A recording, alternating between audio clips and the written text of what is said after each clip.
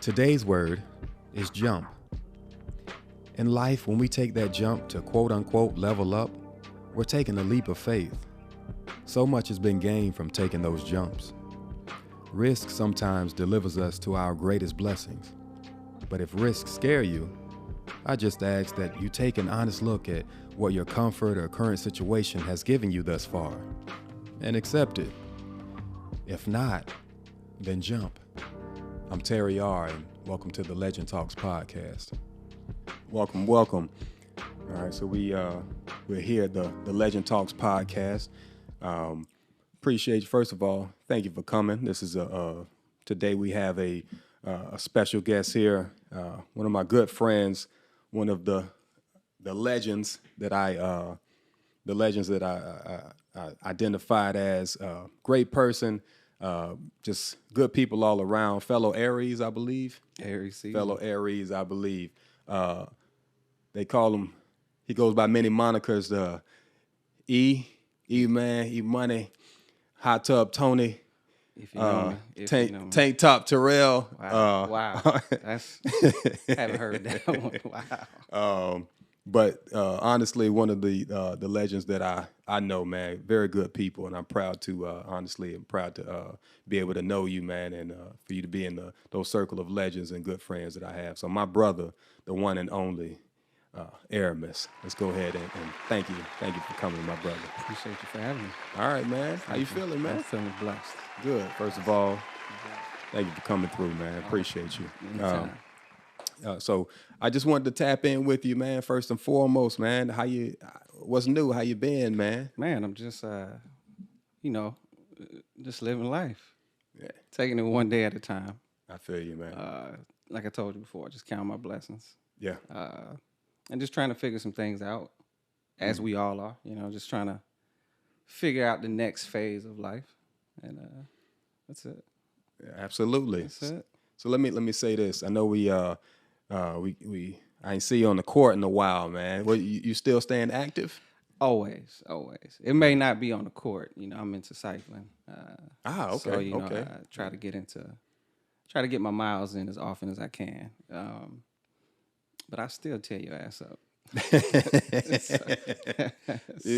So, I mean, look, if that's what you want to believe, okay, go for it. That's what you want to believe. Hey. I've been training. Yeah. I'm glad. Yeah, I've been training, man. I've been out in the, shooting those 10-foot jumpers. That's right. That's it. I don't do too much running up and down. I jog. Nah. But The game's it's slowed down a lot, so. All right. Yeah. Nah. Well, good, man. Well, I'm glad you're staying active. You gotta catch me up to speed on the cycling, the whole aspect of the cycling. I don't know if I can come out there with my, I don't have my cycling shorts yet, or the 2-ounce bicycle Right. and all the gear. Right. But I go for, I think I can maybe about 5 miles. We can warm up with 5 miles. Yeah. I think that's it. You start out small, right? You work your way into it with anything, right? All right. I didn't start out going nowhere near 5 miles, right? Okay. When I first, because I got back into it let's say fully, at about 35, 34-ish. Right? So it wasn't that long. But I also knew that I didn't have what I did when I was a kid. So I had to work my way into it. And as I got a little bit more into it, I developed a love for it. So then those extra 2 miles of pain was like, nah, I love this. All right. I loved it. And then it became a passion. And then it just became a hobby that's become a guilty pleasure sometimes. All right, good stuff. But it's definitely pretty cool. Go to sleep thinking about it sometimes. I try not to, but I do. Okay. So if that makes sense. No, it does. It makes Yeah. perfect sense. Yeah. Look, when you attach to something, it's hard to kind of shake it. That's Right. how me and Right. photography and me and when my love for basketball was at at its peak. You just always thought about basketball, the game, watching it, playing it. But yeah, photography and videography, that's kind of my go-to. Like, how can I up it and improve on it? Right. It's just that natural interest. Right. And that's probably the best part about it is you do it for free. Yeah. Oh yeah, absolutely. You know what I mean? Would. Yeah. It's just fun. Right. It's fun. The reason why I brought you here today on this episode, I really wanted to bring you over because, again, not only is because of the like mind aspect, again, the fellow Aries, but really it's because I wanted to get your take, and many of my friends or colleagues for that matter, on today's topic of uncomfortable conversations. The older I got, the more we, or I got that to that wall where I had to have those uncomfortable conversations. Why is it so uncomfortable to have sometimes uncomfortable conversations? And I'll list a few kind of examples. So some examples may be, relationships ultimately. I think that's one. Relationships, we have, sometimes planning for the afterlife. And again, I don't know if you know, but I took a poll for my friends and asked them, what are some uncomfortable conversations that you think that are tough to have, or some that you've heard, or some that you just probably went through.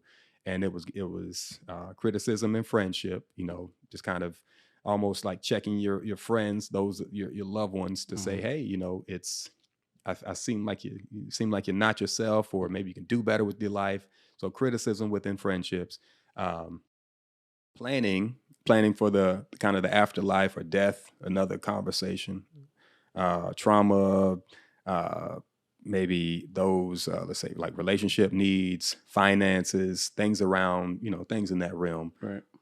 Why is it so uncomfortable to have these conversations? I think to sum it up is you just don't want to talk about it. Yeah. I think it's only uncomfortable when you don't want to talk about it. You don't want to address the elephant in the room. Because if we're talking in terms of relationships between you and someone or a group of people, if we all know what's going on and no one talks about it, then it's just an uncomfortable conversation that's never going to be had. Yeah. Right? Mm-hmm. So it's just a matter of, I think you have to feel comfortable within yourself, but also with the person to have those conversations. Mm. And there's could be a host of reasons as to why you're not having those conversations. So I don't think it's necessarily a method or a reason as to why we don't have uncomfortable conversations, or because they're uncomfortable. I think it's simply because we're just off. So what do you think might happen, that you don't want to have the conversations? What do you think is in the back of, I guess, the mind? I'll say people's mind, your mind, whoever. Right. What's in the back of the mind to say, I don't want to have these uncomfortable conversations? Because I can list a few things. Right. You're scared of the outcome. You're kind of, you don't know what's going to happen after you share, know, your truth, or to share your perspective. Is that kind of what lingers, maybe, or something along those lines? Yeah, I mean, that's one aspect of it. Okay. Fear, right? Fear of the unknown. I don't know how you're going to take it. Mm-hmm. I don't know what will become once we have this conversation. Are we going to be the same? Is things going to be the same? Mm-hmm. I think also when we talked about fear, the thought came to mind of accountability.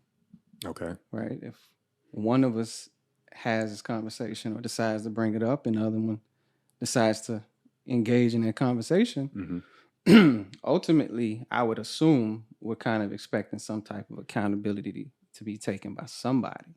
All right. Like if I'm calling you out on something, I'm not calling out because it makes me feel good. I'm calling out because I want what I think is best for you. Yeah, absolutely. And that's ultimately expecting some type of result or change, right? Mm-hmm. Better than what you've been presenting. So I think a lot of times it's accountability as well. All right. No, I think that for me, that's the motivating factor to bring it up. Some things for me, I just can't get around. I don't know how your mind operates, but if I ultimately can't get around having this conversation, I just take that deep breath and I'm kind of like, now I gotta have it. Right. You can't sleep right without having it. Right. You can't, and these are for people that you see kind of on a regular basis, daily, maybe every once in a while, close family. Those are things, or relationships, certain relationships where you just have to you got to say something about it. At least that's how I feel. Have you? I guess, do you have an example of uncomfortable conversation that you may have seen someone have or have had yourself? I want to get in like to detail or anything like that, but something along the lines of. I mean, I've had many uncomfortable conversations, and they've also been had with me. Okay. Right. So there was a lot of moments of reality checks. Right. So that humbled me to understand that, uncomfortable conversations are actually a good thing. All right. Right. Rather than taking the approach shying away from it, just based off being held accountable, as well as expecting someone else to be accountable for something. All right. And I'm fortunate we're able to get favorable results, I'd like to think, from me as well as that person or those people. But yeah, I mean, we all have uncomfortable conversations. I mean, put it like this. An uncomfortable conversation is something that you think about. Yeah. All right. You think about it, right? It's just not in the air yet. You ain't put it out there yet. Right. But you've thought about it. So in your mind, you've already had your part of the conversation. Absolutely. Right. Yeah. And then you've thought about what the person may say. Yeah. Right. You've assumed, and you've probably played that through your mind. Yeah, you played around how they may actually be cool with it, right? Yeah. You've done that. So now it's just kind of like putting pen to paper. Gotcha. Right. Easier said than done, of course, but definitely something that's needed. Yeah. Well, I mean, thank you for sharing. I know it's one thing. Those uncomfortable conversations are difficult not only to have, but is difficult to kind of be and exist with after. Sometimes they need a while to settle. Again, I listed some.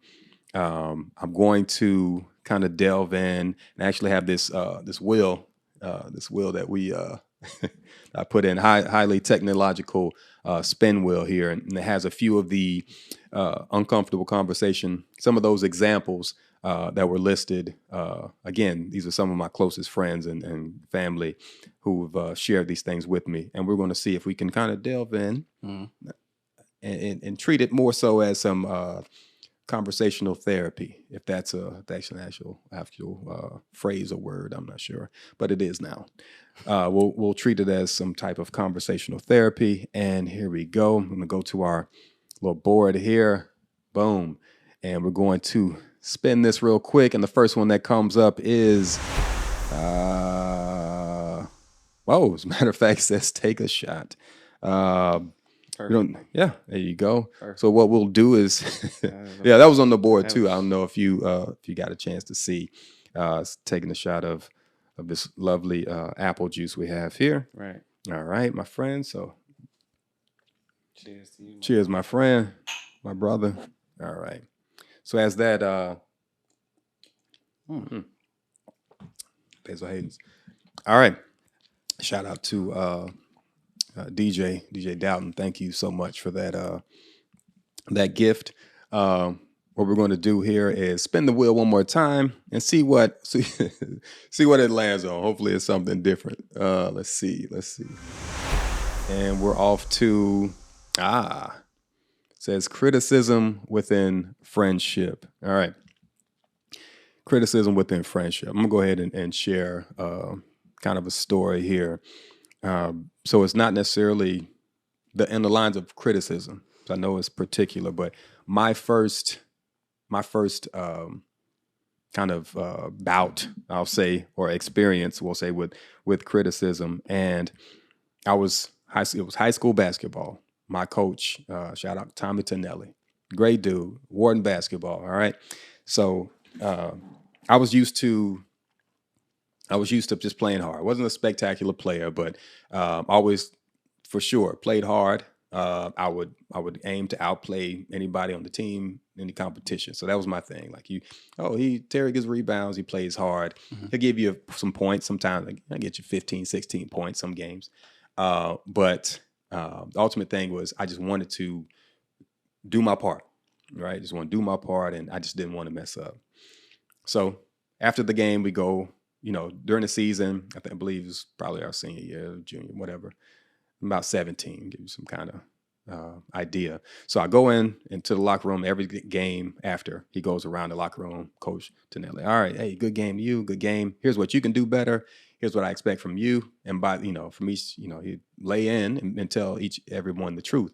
By the time he got to me each game, it was kind of like, Terry, as usual, good job, man. Good job, good job, good job. So I was used to hearing that over and over and over. Good job, good job. And I really didn't, for me, I didn't want to hear anything else. So I was like, all right, great. Well, one day he came to me, he said, it was my turn. I knew the game that I played wasn't that good. It wasn't that I didn't play hard. It was kind of the decisions I made they weren't the best. And I'm kind of a little bit out of it mentally. So by the time he came to me on the circle around, when he came, he said, all right, gave everyone their little speech. He came to me in the locker room and said, hey, Terry, what I'm gonna need for you, I'm gonna need for you to be a little more focused when you're out there. I need you to make better decisions. And I gave him one of these, like, man. And he snapped on me right there. He was like, see, right there. That's exactly why. I give you praise all the time. And as soon as I give you some criticism, like you sit there and you act like your world's ruined. Right. He's like, step up. So he told me some choice things, but he really told me, no matter of fact, he's like, get the hell out of here. Get the hell out of here. And for me, that kind of like hurt my heart. And I was like, he walked away. He went to go back and guess his office. And I was like, and this is all happens within 5 minutes. So I was just crushed. So, man, I was like, man, I didn't like the way that felt, man. I didn't like the way that felt for me to, get that criticism, knowing that he was right. And for me to just like react like that. Immediately, I self-checked and I went to his office like, hey, coach. Hey, my bad, man. My bad. It's like, Terry, man, you got to be able to take criticism. Like you're going to mess up sometimes, whether you like it or not. You can aim to be perfect and I'll try your best, but you're still going to, fall short sometimes in a sense. So I was like, you're right. Dapped it up, gave him the hug. Like, thank you, coach, man. That was my bad again. He's like, all right. And sometimes I see him from year to year and we talk about it. But that was my first kind of understanding. It was uncomfortable, but it was necessary. He told me that. So after that, you tell me, my only thing was like, he cares about me and the person I am. So it's coming from a place of love. So when someone tells me maybe like a suggestion or something I should do or try to make me step up personally, it's I try to take it like, hey, you know what? They care about me. So let me do what I need to do to, to understand where they're coming from. So have you ever experienced that type of criticism, maybe within friendships or relationships? Oh, absolutely. I mean, I think about criticism, as you were talking about your story with your coach, I was thinking to myself, did it impact you as much because it was someone that you respected? What if it had just been another player on the team? Gotcha. He's around you at the same hours, y'all practice at the same time, you're in the same building, but this person isn't the one that always boosts you up. Now they highlight you when you do something well. Absolutely. Right. Yeah. So now, does it impact you the same? Would it have affected you any different?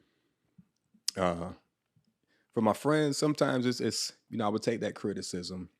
I think it was probably wouldn't any different because we all kind of went to war together in that sense of basketball. But I know the picture is bigger than that. But in that realm, I think I would have taken that honest criticism the same from anybody. Right. But yeah, as you kind of mature, you kind of, some people are able to tell you the things you need to hear, right. And not necessarily like it's not the right thing, but I was talking to my good friend, Nug or George last week, and we were talking about it. This, like you could get some criticism from one person and then they tell you some suggestions and all this stuff. You go, Then the next person could tell you, it may be your friends or adults, and then you get that criticism, and it's kind of like, oh yeah, now it makes sense. Right. Yeah. So awkwardly, sometimes your parents tell you one thing, you're like, I don't know about this. Right. Your friends tell you the exact same thing. You like, yeah, okay. You know what? You're right. Go back and tell your parents. They're like, dude, I was just telling you that, my boy. So what we're gonna do is take a brief brief break. Okay. We're gonna, how they say, what we say? Hitting switches. We're gonna hit the switches for a moment, and then we'll be right back. All right. So where I wanted to take it, let's see one more time. Let's give it a spin here, and let's see. We are to another uncomfortable conversation. This one, if you did not see, planning for the afterlife or death was one of those conversations. So planning for the afterlife, death, the details are getting with family to discuss the arrangements, maybe at an older loved one. Someone mentioned planning as far as the estate, things of that nature. I know oftentimes it can get a little tricky. Any kind of advice to initiate that conversation? Sooner than later. Sooner than later. All right. You never want to be in a position to have that conversation after the fact. Okay. Because then it gets tricky. I've seen it firsthand, and it can get nasty, and that's unfortunate. Because my assumption would be the person that died didn't want that. That was never the intent. So having those conversations sooner than later. All right. Biggest thing. Yeah. So I get that part. It is necessary to have it. And really, it's just one good time. Just have that conversation one good time. And it's really kind of for a little bit everybody. Sadly, we don't want to say, but even the young ones, even, in some situations, you got to plan, have it one good time. Right. And it's done. I know that it has that potential to tear family apart, tell, even friends, tear them apart. But that's not the focus of it. Where do you place yourself personally? What is the responsibility that you have to put on yourself to receive that type of information or conversations, or begin those conversations? Well, I think it has to come down to somebody has to do it. Mm-hmm. Someone has to initiate it, right? And depending on your role in that situation, it could vary, right? Mm-hmm. Sometimes you may be the little brother or the little sister waiting for the older brother to do it. Vice versa, right? Yeah. And someone's got to do it. Now, I think the question is the value, understanding the value in doing it or having those uncomfortable conversations. All right. We're reminded every day about death, right? But we never think about what those conversations had with that person that lost their life, right? Think about those things and just kind of understand that death isn't a time to have destruction or pity or guilt, right? And I'm not saying that these things don't happen, right? Because they do.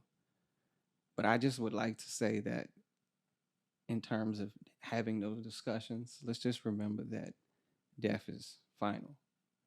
And let's just enjoy the time that you have. So while you have this time, it's a blessing, and then just utilize it. Amen. Easier said than done. I get it.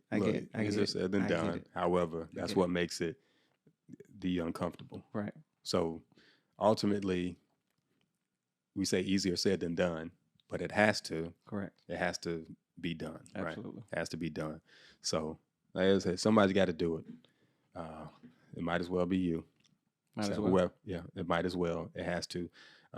But many times and often, and honestly, I know this is the conversation or the topic today, but often I've seen these uncomfortable conversations happen very often, and it's more so how it's taken than that. That's kind of where it breaks. That breakage in communication lies. It's how it's taken. Like there's no stoppage on initiating the conversation. It's really, the kind of the after, like, all right, I said the truth or said what needs to be done.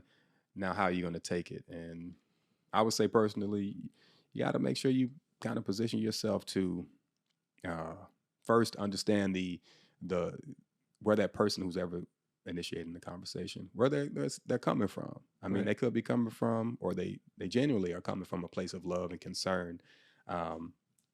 So those are, where you start at, and there's no one thing that it looks like or one way that it looks like. You can't Like, this is how love looks. Sometimes love looks a little different, you know what I mean, from what you think. Mm-hmm. But the thing that I've understood is position yourself, emotionally and spiritually, physically, all the elements, so that you're able to receive those uncomfortable conversations. I don't know about, I don't know how you're able to take it, but that's kind of my perspective in that, of how you ultimately position yourself to receive those, right? Those uncomfortable conversations. I want to go ahead and you have anything more to say about that? I'll simply say that I also am someone that struggles with that conversation specifically. Yeah. Let me ask you this, man. Honestly, why do you struggle? Death. Death is real, and it's something that I don't take lightly. I don't play around with death. Yeah, and not to say that in any way, like I don't. Yeah, and I've seen too many times wishing or woulda couldas.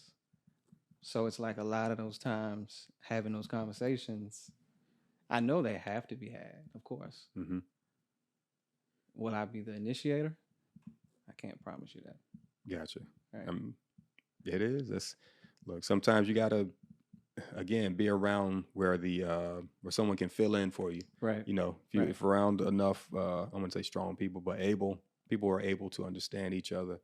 You're gonna be weak, and you just, sometimes, your husband, right? You strong. Right. You're strong in that senses, but sometimes like that strength ain't available to you. You can grasp on to a lot of the stuff. It's not necessarily available for you to use. Right. And it's also important to have a good tribe around you. There you go. Speak on it, man. I mean, it's extremely important. I value my tribe, and my tribe doesn't have to be the same blood. That's really not relevant to me. There you go, man. I know that I felt the love that I've given back simply because I've received it from that person, and I give it back. And now it's just like this thing that we do unconsciously, and I value that. So if I'm blessed or fortunate to call someone a part of my tribe, I treat that. Yeah, I hold that very near and dear to my heart. That's a big deal. 1000%. Amen. Nah, you're right. It's everything that you need. I think the older you get, the more they say your friend list kind of, you trim it up a little bit, and even and not necessarily family, but in some senses you start to gravitate toward certain members of your family a little bit more than others. Not in a negative way, but in a realistic way. And I think those are people who kind of largely and rightfully, hopefully, fill in those gaps that you have to make you a better person, to make you stronger, to make you wiser over those years. So again, if you're around your tribe, if they're doing what they should be doing their job, you doing yours, holding each other accountable, as you mentioned earlier, I think this journey gets a lot lot easier and a lot more purpose filled. Mm-hmm. There you go, man. So look, again, as always, thank you for coming through. I'm gonna spin this wheel one more time because these are some jewels that you drop in here today. So let me get here. Spin this wheel one more time. Ta-da, ta-da, ta-da. And we're off to the guest choice. So let me list those again. So we have, we'll skip the other two. We have trauma. We just spoke on afterlife, finances, relationship needs. All right. So this is on you, man. So you want to speak a little bit about how we, and I got some elements on trauma, at least, of how we can just briefly talk about that. We got, finances or relationship needs. Let's talk finances. All right. Finances. What, all right. Finances. It's always one of those. Playing it safe, right? Playing it safe. It's always playing it safe. No, I mean the other two aren't like this. No. I'm not running from nothing. I'm just okay. I'm gonna say this. We're gonna get there. I did. We got time. Look, finances are those. Ain't nothing to be taken lightly, my boy. That's especially if you locked in your relationship, and in that marriage, and you're or locked in as far as your commitment, and it's just you and that person, and y'all locked in to be accountable again for each other and for the bigger picture. That's your vision, your future, all of that stuff.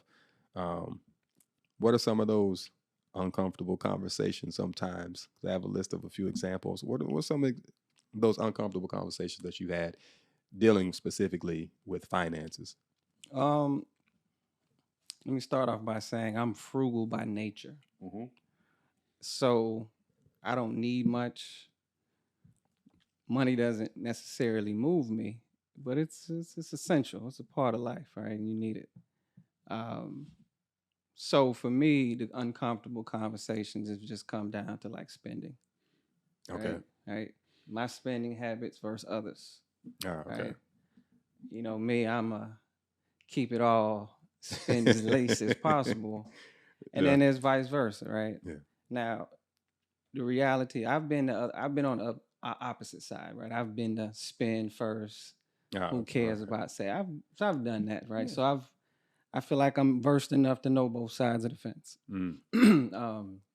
But for me, I've just become more frugal, I think, every day. Does that come with would you place it on like maturity or? Yeah, I think it's because of maturity. Gotcha. I gotcha. Yeah, I think ultimately, just to sum it up, it was maturity. All right. Yeah, all right. I just kind of, it wasn't like I stumbled into it.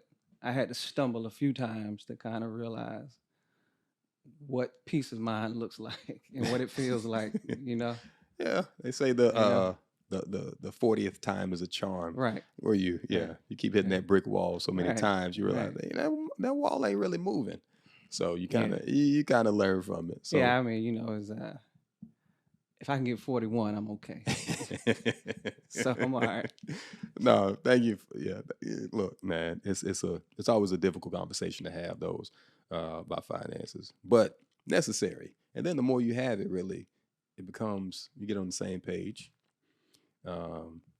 It's always like it's almost like it's like, man, why didn't we talk like this a long time ago? As far as that, to have these this conversation where we, are really putting our best foot forward, and not holding back from anything. Specifically, finances in our relationship. Little data that I've pulled up that was shared. It says 61% of households are dual income households, meaning the two people, two main, largely married couples or couples in general, share those responsibilities. I say that to say that it's indeed a struggle or a challenge sometimes to get on the same page, so that because you mutually share those responsibilities now. That's something that that you have to kind of value. My take on it would be hearing each other first, because you have to be hearing each other to have some type of progress. Because you can have your view, your spouse, your wife, husband, whoever can have theirs, and then all of a sudden, if you don't take into consideration, that you need to listen, it just becomes kind of in one ear, out the other. It's just a total loss, no matter how long you talked about it. I know there's a whole like thing lately where there's like battle of the sexes, like men should be doing this, women should be doing this, blah, blah, and so forth.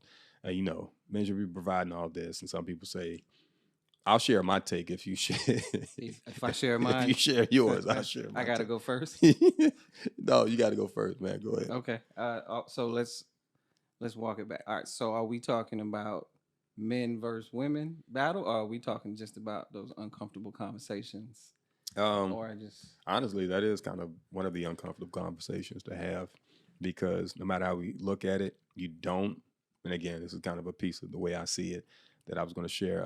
You don't have to really follow anything outside of the agreement of what you and your spouse, in our case, our wives, what y'all agreed to. Right. We don't got to, like, who cares? Who cares ultimately what the next person is doing? Right. The only thing that matters is our mission, because there's proof of it. We wake up with each other the next day, do our thing, live life, enjoy it, go to sleep together, and blessed enough to wake up and do that same thing again. Right. So that's kind of my take. I can get into it a little bit more. But yeah, the relationship, I'll say the kind of the men, what's right. Because I guess I spoke with you a while back, you and I even asked you, what are some topics? And you said solution based, and I can reference it. You said anything that's solution based. Right. So with any conversation we have, I want to have it so that is the end of it has a solution. Okay. How would you what's right, what's wrong in a relationship, what's appropriate, what should be done in terms of finance? In terms of finance. Gotcha.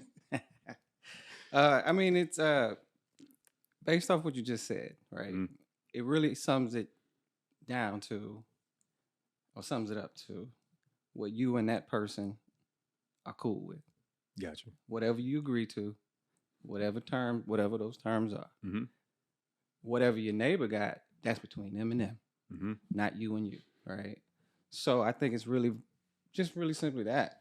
It don't have to be complex, right? It just has to be an agreement, an understanding between what is and what ain't. True. Leave it at that for me, and that's for us. That's what's worked to my understanding, right? So, so I don't believe that you should follow anybody's model if you don't necessarily agree to it. Mm. If you're equipped to do it, even if you want to do it, it's a choice too, right? It is. Because even in terms of an agreement between you and your partner, I still have to choose to uphold my terms of the agreement. You do. Right? Yeah. And vice versa. Mm-hmm. So there's a lot of dynamics going into it, but ultimately it's just what y'all want. I don't care about what nobody else says. Now, if I shed more light, yeah, of course, I adopt the man as the head of the household, right? Mm-hmm. My wife, when I first met her, she used a good phrase: "You can be the head, but I'm the neck." Okay. It's like, bet. And in that sense, is it like the neck holds the head? Right. Okay, that's how you. All right. Right. Yeah. I got you. I bet. So you see what I see. We're on the same page. All right. Never had to have that conversation ever again. All right. Nice. And so it's now we do get those reality check conversations, but in terms of being the head and the neck, that's what works for us. All right. Yeah. Again, uncomfortable to have those, but very easy to have those when you're, I guess, mentally on the same page. You know what I mean? Like you're on the same page mentally. It's not easy, but it's a lot easier because at least your end goal is the same. At least the end goal is the same. Now, how to get there, that could vary. And it will vary. Okay. It will. It's ebbs and flows, right? Life's up and down. But ultimately, the end goal is the end goal. True. Right. But look, that's kind of what, that's why we're here. The end goal is the end goal. And you know what? It's more than one ways to, how they say, skin a cat. So if if whatever goal or path you're on, if it may be a little different off what they say, the beaten path, but if it's there, if you ultimately get there, if you and your person are there, or headed there, then that's the only thing kind of that matters. But I was just I wanted to hear briefly your take. Glad you delve too much into it. Some people they go off the deep end and I guess they make it seem for some reason that it matters the way someone else lives their life compared to theirs, or makes that comparison. I always say, man, comparison kills, dog. Yeah. Comparison kills. That ain't be for joy. Yeah, you don't want to. Dog, ain't nothing good. Ain't nothing good when you compare like relationships. Even people say we'll get into this in the last segment, but if they compare greats like sport greats. Now you take the best of the best, and when you compare, it's like you bring them down like to nothing. Right. You gotta like, no, you don't want to compare. Right. You highlight the greatness within everybody and leave it at that. Shockingly, there's no climax within that, but it is what it is. Right. Like that's how it ultimately should be. It shouldn't be a debate about what's better, all this stuff. How to get better, cool. What's better? And that's subjective, my friend. So I don't know nothing about that. Agreed. All right. Agreed. So again, those brief on those uncomfortable conversations. Thank you for sharing that, my boy, my brother, rather. So we spin this wheel one more time to finish out this segment. Go ahead and spin that here real quick, and what we land on. Like minds, think like minds, right there. I know you see it. Just gonna take a little sip. Shout out to Basil Hayden's again. Darrell, thank you so much. Appreciate you, my brother. All right now. Smooth. Yeah. Is it there? Is it? Yes, it is. No. So we'll get into that. I want to take a brief break right now. What I'm going to do in the last segment, we'll have a topic. It's called Pick One. So I need you to go ahead and kind of get in your mind frame of picking one. It's going to be a little interesting. So we'll come back on that, man. So we're hitting switches. Yeah, we're going to hit the switches. Man, we're hitting switches. All right, man. We'll go ahead and take a little brief break. Thank you, man. All right, my brother. This last, I got one last question, and I like to ask that this question to most people who, legends again. I won't call you guest, but more of a legend. I gotta ask, if you had one piece of advice that you would give your younger self, what would it be? Jump. What's that? Jump. Okay. Jump. What you mean by that? Don't be afraid. Okay. Jump. Jump a lot sooner. Jump sooner. I wish I would have jumped on a lot of things sooner. Okay. Now, ultimately, I guess I can look at it from the perspective that whatever I did or didn't do, I can pass and share that with someone else. Okay. Right. So maybe I wasn't supposed to, right? Mm-hmm. But if I could give myself one piece of advice, jump. You jump. All right, now. Yeah, man. Yeah. What I guess what was a place in your life or example of places in your life where you wish man, I should have jumped then, because I think largely when you have a good example, that's when people kind of can attach to it to say, hey, you know what? Hey, yeah, I may have faced the same challenge. For me, it was I think it's like the typical, but it was like entrepreneur opportunities.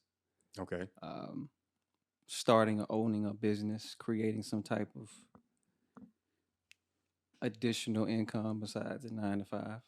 Okay. I wish I'd have took the initiative, or I wish I'd have just taken it more serious, because it was something that I wanted to do. I had interest in, but not enough interest to push me to kind of like devote time and attention to. Gotcha. Now I am. Now I'm that person that I should have been, or at least I feel I should have been, let's say 10 years ago. Yeah. You know what I mean? But there's no time like the present, so I'm just a sponge right now. Look, you ain't lied about that. Had a good conversation with Nug, our homeboy, our brother, about timing last episode, and that was timing was everything. Timing is something you control, but a lot of times it's just timing is what it is. Right. It is what it is, but you definitely have to do what you need to do to, again, position yourself, prepare yourself to be ready for these opportunities. And yeah, so jump. I want to lock into that, because I like that. That the wording of it is brief, but you got to take that jump, because I think you reach your edge sometimes, and you just got to jump. It's when I hear that, I line it with like faith. It means that's what I take from it. I don't know how you, but I still get the gist of what you're saying, like faith, or excuse me, jump. Yeah, you got to go for it. You got to jump up to reach that. So that's a perfect point. Let's go deeper. Okay. Without your faith, you don't have nothing. Okay. And I'm not. That's not something I'm saying to debate. Yeah. I'm not gonna argue with no one on that. That's just how I feel. They argue just like, okay, it's not gonna work. Right? It's just not there for you. I feel you. So absolutely faith over everything. I don't care what it is, right? What faith you believe, because that's cool with me, right? But yeah, definitely faith. So yeah, a part of the jump aspect would be centered around faith. All right. Right. And which part of your life did you understand? Like, you know what? I gotta jump. What moment was it? I know a lot of times we pinpoint it toward age, but maybe if something particularly happened or something. Recent. I won't, Recent. this ain't like it's not like I came to this conclusion years ago. Uh-huh. I may have understood some of the aspects of it, some of the reasoning behind it, but I wasn't ready to jump. Okay. I'm jumping now. There you go. I'm man. jumping. You know what I mean? Because it's like now or never. Okay. So that's the approach I take, just now or never. Hmm. Still valuing each day as I get them, Mm-hmm. right? Counting those blessings as we talked about earlier. But no, I mean, yeah, I've come to this enlightenment as of recent. Yeah. So this is just something that it's like where I'm at now. All right. If I could sum up where I'm at now, this is what my mind state is. Now or never. So it's just something that you just got to. Yeah. So all right. You know, one of the biggest blessings is to have good examples around me. Yeah. Right. So I've been fortunate to have good relationships with friends like you, brothers like you. Appreciate you. Other brothers. And I value it, right? Like you jumped so I didn't have to jump in, but I know what jumping could look like, right? True. I've seen the goods and the bads, right? And I didn't have to do anything. All I did was exist, right? And I was just around. So yeah, I've definitely taken notice, taking notes as well, right? I've paid attention, right? And I think I'm not afraid to ask questions if I don't know something. Boom. You know what I mean? Yeah. I feel like I've built up enough rapport, cachet with you, or respect that I could just ask you a question, right? And you would tell me straight up your thoughts on it. Okay. And it wouldn't be an uncomfortable conversation. Very good. So yeah, I think just being able to talk and ask questions. Yeah. Well, you reach that level of conversation, or being comfortable to have the conversation. That's for me, it's gold, man. It's gold. You can't beat it. That's it. Absolutely. You going to the source and just getting exactly what you need, right. as far as not digging for it or after you've dug for it, in a sense. So now again, thank you for sharing that. Thank you for sharing that piece. So I always remember that. I like that end jump. I'm gonna go ahead and get a tattoo of that jump. They're gonna ask me what that means, and I gotta call you to see exactly what that meant again. Jump, just going for it. Faith. You mentioned faith. That complete and absolute trust in something or someone. That complete. All right. Well, there you go. All right. So this last one is pick one. All right. It's gonna be either pick this one or that one. Be a little more fun right now, a little lighter.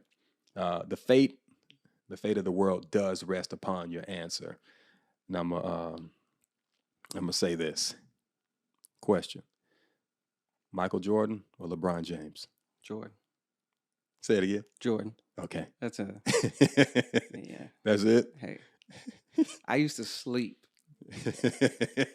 as a kid. I used to sleep in bed on purpose. Yeah. Like the Jordan logo. Literally, I was sleep in bed to think that it would make me closer to Jordan. Man.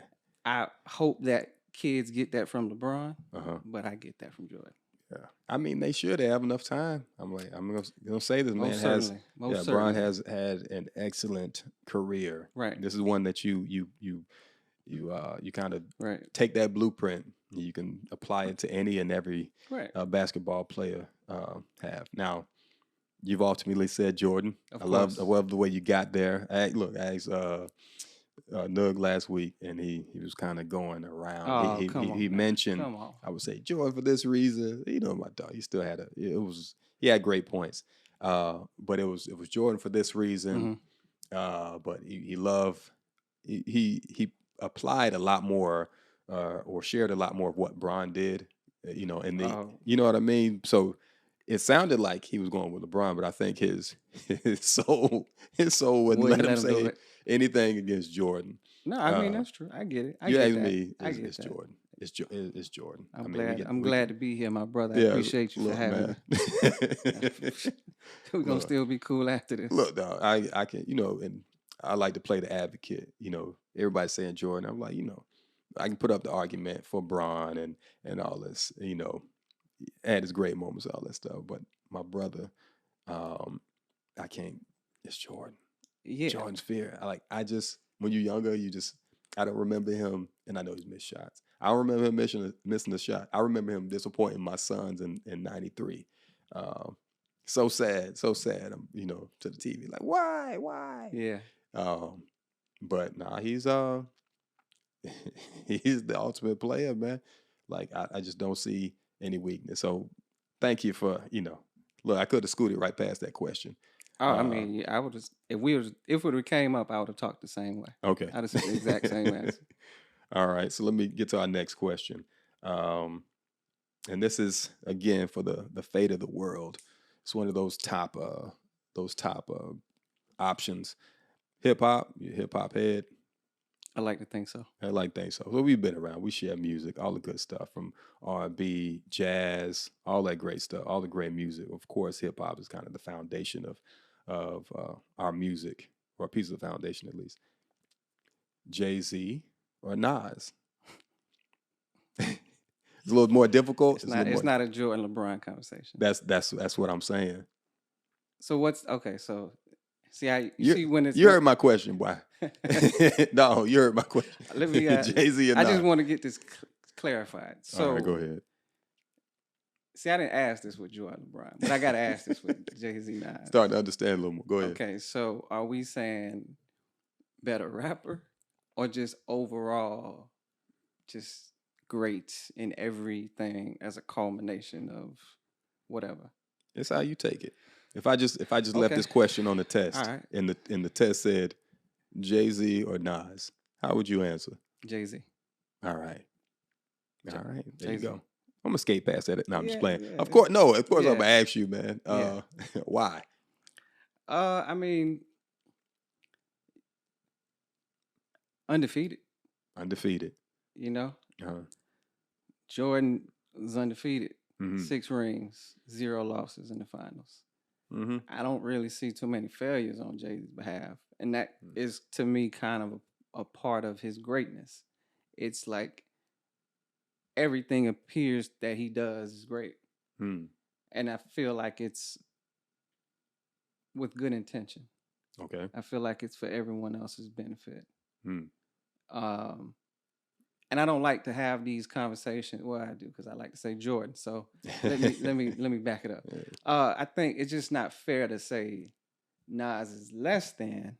Mm-hmm. But if we're talking about my preference, I'm a Jay-Z guy. Look, that's all it is. You know what I said about comparison earlier? It kills. Yeah. I just ask these questions to have a little fun. Yeah. My thing is, even with Jordan and LeBron, I've heard the argument even with some of my friends to say that if LeBron was back in the 90s, he would average, quote, 17 and 7. My thing is... Some grown men back then, dog. It is. But Bron would have averaged a lot more in the 90s, or just as much as he's doing today. I don't think it would be any less. You got to understand, it's about adaptation. And people say, oh, the way they played. Well, how long would it take for him to be like, all right, I got it now. Right. He's faster than okay. He'd be at the fastest in the league. He has the skills to be up there. Mm-hmm. A lot of times pull up jumpers. A lot of times it's driving past you. Like who's moving their feet fast enough to stop Bron? Like that. You know what I mean? So I just say that I'm just having fun because at the end of the day, if the best of the best are always gonna shine, no matter where they are. Agreed. So argument, at least for me, they put how you put up, like they say, oh, Wilt, he's old. Like he try to come play now. I'm like, no, Wilt I believe he would have did his thing. You put, and they was like, oh, these centers now. Who? Crickets. Yeah, no. Who was Jack say JaVale? Nah, but you know, you know what I mean? Yeah. I just don't. Yeah. I understand the idea behind. Oh, this generation is kind of the best. We've seen the best, but when you provide those examples, like who's the best, it's a good 10 to 15 people out of a group of 400. Right. You know what I mean? It's like honestly like 15, 10 really that are like elite. You know what I mean? A bunch of very good players. Right. But 10 that's like elite.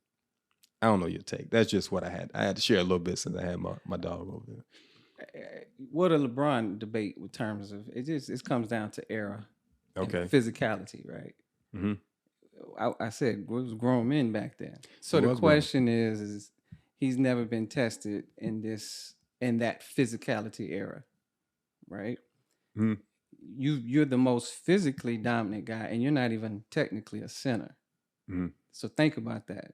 Whereas your era, because you're old, I'm gonna call you old. So your era, I'll take right? In our era, every team had someone of that physical size. So it wasn't more of this, for lack of a better word. Go for it. Let's just call it soft, right? All right. Let's just call it soft, right? Look, man. It's right. Yeah. So let's just call it softer style of play. Mm-hmm. Would LeBron dominate during that time span for so long? That doesn't mean we can knock what he's done, because ultimately, Barry Bonds still had to hit the ball. There you go. You know what I mean? Oh, I understand. So you still have to produce. Yeah. And he's done it at such a high level consistently for so long that alone, I think, has gotten him into the conversation. Yeah. Then it just comes down to, what do you like or what do you don't? It's like a preference. Yeah, it is. It is. That's why I think the Jay-Z and Nas debate, to get back to that, I think that's what it comes. It comes down to preference. For me, either like how do you do drinks? I'm gonna have to take that shot only because like they list, like they can go project for project. Right. I know one may not be equally each year. You know how their projects drop. Reasonable Doubt, Illmatic. It may not be. But they've had some great albums overall. It just depends on my mood, and my moods, they're not polar opposites, so it just depends on my mood to lock in. But I have to say, I would prefer to listen to Nas. Not by much either. I prefer to listen to Nas first, I say. Not Jay-Z at all. Not saying that. But I prefer to listen to Nas first because I, love it. The sound, the storytelling, all that good stuff. But jazz. Jazz. All that, Old Lou. Yeah. Just but jazz for me. Yeah, it's just a different dynamic. But when I'm in the mood, for Jay, like, to hear that sound, it's just, I don't think nothing that's substituted, because it's kind of they offer different dynamics of it, like the feelings that music gives you. And I think that's ultimately why we attach to music, is because of what it leaves you with, that feeling it leaves you with, no matter what type of music, no matter what it is, the way it makes you feel, empowers you. I guess that's why you attach to it. So those all moves to me, man. Jay-Z and Nas, they individual moves. Sometimes people try to put them in a box, but I'm like, I don't think they ultimately, they vibe together, they get on the same track, sound great, but they different moves, man. That's how I see it. So what's a closer argument for you then? So what's closer? LeBron, Jordan, Jay-Z, Nas? I say in terms of, yeah, I get what you're saying. The closer argument was, for me, is Jay-Z, Nas. I think that is that's closer because of kind of the styles. They would be more closer. They've given you that bravado of sound. When it comes from Jay-Z's album, we always talk about kind of his I won't say his background, but it's a little more of his privileged lifestyle and what he has, all that stuff. Nas is giving you some of that too, that style. So I think that's closer in that aspect. And I'm just kind of skimming the surface, but I could go on. Look, hip hop heads know. Yeah, I mean, I could. This is something I can talk about, but I just want to skim over the pond on this one. But the Jordan LeBron, like they Bron is like you can see he's pass first. in some senses of his game. Right. And largely he's had the ball first. So I've been one of those early in his career where you see him, you just like, oh man, this dude passed the ball. This dude passed the ball in the clutch moments. And then I got to see this moment when he was deemed as one of the greatest is when I think his second Miami, he did his thing there. He definitely did. His second bout with Cleveland, or stint at Cleveland. Oh yeah, dude was he was killing. Like these he's a man on a mission. Yeah, man. He came and like he was just destroying buzzer beaters. The playoffs runs, championship, beating, the best team in NBA history, right. record wise. Right. You know what I mean? Like I ain't a Bron fan. I was like, yeah, this kind of man done. Yeah. I know he said it. He mentioned in the interviews, like, I think winning that made me deemed as one of the GOATs or the GOAT and all of that. I was like, you wanna hate on it intrinsically, but naturally you like you're like, man, shut up. My era's the great. But you hearing it, you saw, being privy enough to see him and Jordan play. And I'm looking and I'm saying, I don't think he's too far off. He might be right on it. Like he beat the unstoppable, down 3-1, the greatest team in on record wise, 73-9 Warriors, and to come back and beat him, you just like, man, this dude awesome. Now of course, Irvin was there, hit the big shot, but Bron was like, he was that kind of stint at that stint at Cleveland, man. That was unstoppable, and that run. And everybody always got to say, well, who was he playing against, man? Sadly, people, you can ask, who was Jordan playing against? Now, you don't want to bring that up because you don't want to bring that up, because Jordan played some definitely legends, but we have to, I guess, let this solidify a little bit basketball so that it sinks, because you got to give the legends weren't automatically legends at first. Mm-hmm. They had to retire. Then people had to go back and then kind of reference that game and see like, oh, I see why Barkley was this great. So you become the new metric.